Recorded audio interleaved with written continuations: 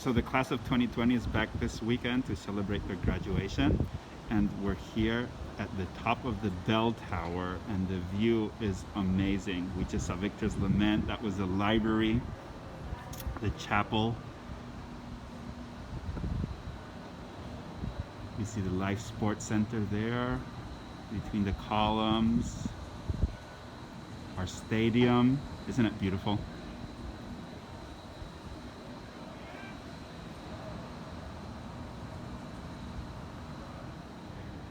For those who are wondering, those big loudspeakers are actually the bells.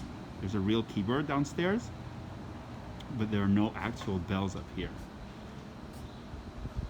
The art center. I was hoping I could show you Seegers, but it's hidden by the trees. And the same with the Gabriel house. That's right behind there. I hope everybody has a fantastic week. Take care.